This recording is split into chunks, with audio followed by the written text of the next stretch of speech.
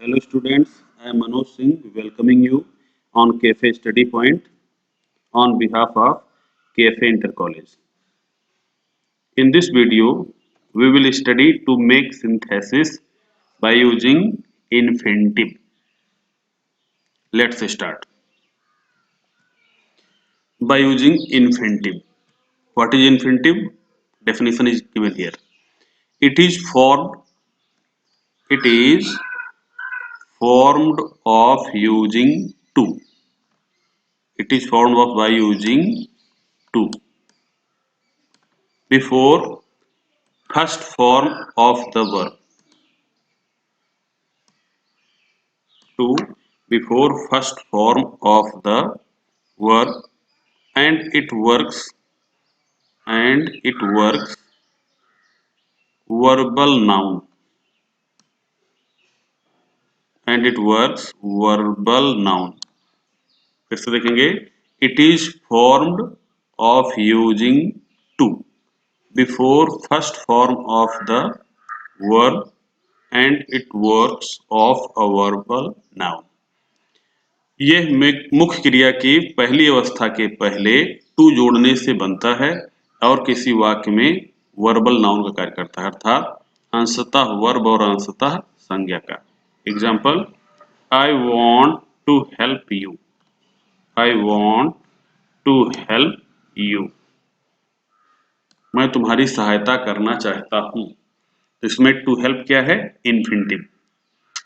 इसके द्वारा दो वाक्यों को हम तब जोड़ते हैं जब दो वाक्यों में से किसी एक वाक्य में आई हुई मेन वर्ब का उद्देश्य कोई दूसरी मेन वर्ब बता रही हो. उद्देश्य बताने वाली मेन वर्ब को इन्फिनिटिव बनाते हैं. इन्फिनिटिव बनता कैसे है? आपको पहले बताया गया है डेफिनेशन में. मेन वर्ब की फर्स्ट फॉर्म के पहले टू जोड़ने से. एग्जाम्पल है इधर she wants a knife she will cut vegetables with it. वह चाकू चाहती है. She will cut vegetables with it. वह इससे सब्जियां काटेंगी. तो चाकू लेने का उसका उद्देश्य क्या है? Cut vegetables. Cut vegetables. तो कट वर्ब ऐसी है जो उद्देश्य बता रही है, इसलिए इसको हम इन्फिनिटिव बनाएंगे तो इसका सिंथेसिस हो जाएगा she wants a knife to cut vegetables. वो चाकू चाहती है सब्जियां काटने के लिए. Other example he is very weak he cannot win the race. इसमें कंडीशन दूसरी है.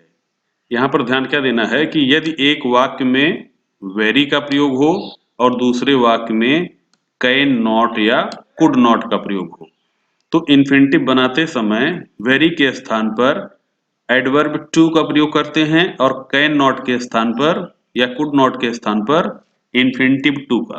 तो इसका सिंथेसिस क्या होगा? He is too weak to win the race.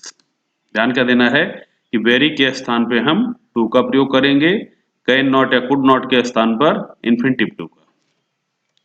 Next example she is very fat she can not sit properly. Very के स्थान पर क्या यूज करेंगे?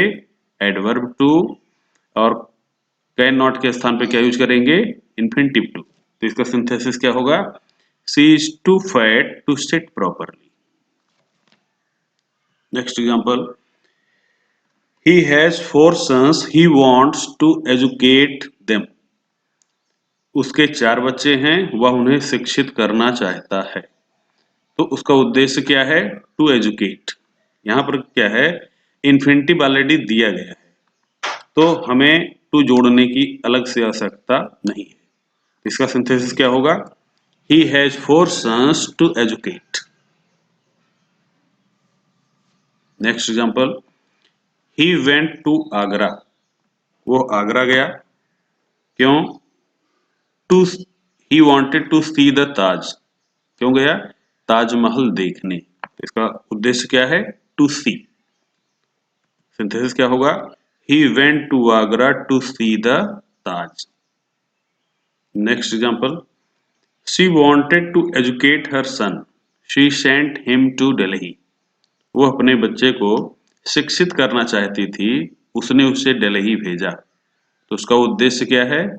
To educate. इन्फिनिटिव पहले से ही है, तो इसका सिंथेसिस क्या होगा? She sent her son to Delhi to educate. Okay.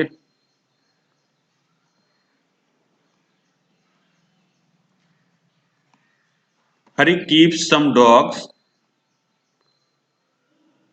Hari keeps some dogs they guard his house at night. Hari के पास कुछ कुत्ते हैं जो उसके घर की रखवाली करते हैं। तो हरी ने कुत्तों को क्यों रखा? उद्देश्य कौन बता रहा है? गार्ड। तो उसका सिंथेसिस क्या हो जाएगा? Hari keep some dogs to guard his house at night. अब हम लोग नेक्स्ट रूल सीखेंगे by using nominative absolute. Simple sentence बनाना by using nominative absolute. Nominative absolute क्या होता है? Definition is given here. The subject that does not govern a main verb and is used independently is called nominative absolute। वह subject जो main verb को govern नहीं करता और जिसका प्रयोग वाक्य में स्वतंत्र रूप से होता है उसे हम नॉमिनेटिव एब्सोल्यूट कहते हैं। नॉमिनेटिव एब्सोल्यूट कैसे बनता है? सब्जेक्ट के बाद हैविंग प्लस वर्ब की थर्ड फॉर्म के द्वारा।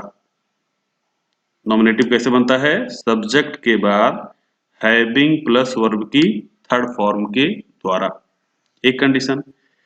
दूसरी कंडीशन है कि यदि सब्जेक्ट के बाद मेन वर्ब बी वर्ब हो तो हम सब्जेक्ट के बाद केवल बीइंग का प्रयोग करते हैं नॉमिनेटिव बनाने के लिए। इसका तीसरी कंडीशन है यदि यदि वाक्य पैसिव वॉइस में हो तो सब्जेक्ट के बाद हैविंग बीन का प्रयोग करते हैं। ये चीज हम आपको आगे एग्जाम्पल के द्वारा दिखाते हैं। पहला सेंटेंस है the sun rose the birds began to fly. फिर से एक बार देखेंगे। नॉमिनेटिव एब्सोल्यूट के द्वारा हम दो वाक्यों को तब जोड़ते हैं जब एक वाक्य में आया हुआ सब्जेक्ट मेन वर्ब को गवर्न न करता हो तथा उसका परिणाम नेक्स्ट वर्ब दिखा रही हो। इसमें एक काजल रिलेशन होता है। नॉमिनेटिव से जिन वाक्यों को जोड़ते हैं उनमें एक काजल रिलेशन होता है, मतलब कारण और उसका परिणाम। इसमें वाक्य है द सन रोज सूरज निकला, the birds began to fly चिड़ियों ने उड़ना प्रारंभ किया। इसमें द सन ऐसा सब्जेक्ट है जो मेन वर्ब को गवर्न नहीं करता। क्यों? क्योंकि सूरज निकलता और बैठता नहीं है, स्टेशनरी है। इसलिए इसी को हम नॉमिनेटिव एब्सोल्यूट बनाएंगे। नॉमिनेटिव एब्सोल्यूट कैसे बनता है? सब्जेक्ट के बाद हैविंग प्लस वर्ब की थर्ड फॉर्म के द्वारा। तो इसका सिंथेसिस क्या होगा? The sun having risen the birds began to fly. Subject के बाद हमने क्या लिखा?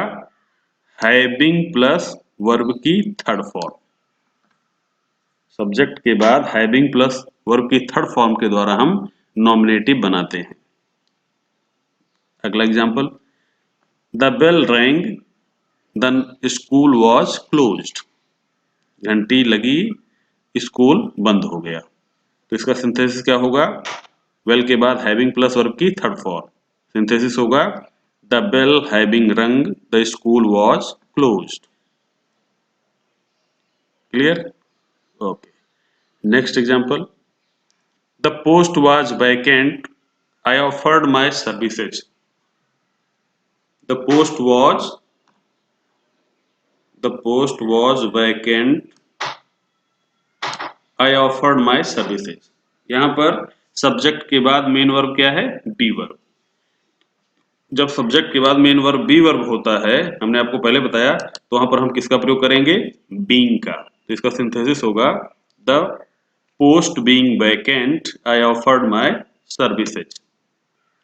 क्लियर? फिर से एक बार सुनेंगे। आपको बताया गया कि यदि सब्जेक्ट के बाद मेन वर्ब बी वर्ब हो, be verb means is, am, are, was verb, तो नॉमिनेटिव बनाने के लिए सब्जेक्ट के बाद हम किसका प्रयोग करेंगे? बीइंग का। इसका सिंथेसिस क्या हुआ? The post being vacant I offered my services. Next example, his house has fallen, he lives with a friend. यहां पर हम तीसरी कंडीशन अप्लाई करेंगे। क्या बताया गया था तीसरी कंडीशन में? कि यदि वाक्य पैसिव वॉइस में हो तो हम नॉमिनेटिव बनाने के लिए सब्जेक्ट के बाद हैविंग बीन प्लस वर्ब की थर्ड फॉर्म का प्रयोग करते हैं। तो इसका सिंथेसिस होगा the house having been fallen, the house having been fallen, he lives with a friend. Having been क्यों लगा इधर? फिर से जानेंगे, क्योंकि ये जो वाक्य दिया गया है वो पैसिव वॉइस में है, इसलिए सब्जेक्ट के बाद हमने क्या लिखा? Having been fallen. Clear? Okay. Next sentence, the class work was over, the teacher left the class. यहां पर सब्जेक्ट के बाद मेन वर्ब क्या है? Be verb. किसका प्रयोग करेंगे? बीइंग का। सिंथेसिस क्या होगा इसका? The class work being over, the teacher left the class. Okay. Next sentence, rain was plentiful this year, wheat is cheap. Rain was plentiful this year, wheat is cheap. इसका synthesis क्या होगा? Rain being plentiful, rain being plentiful this year, wheat is cheap.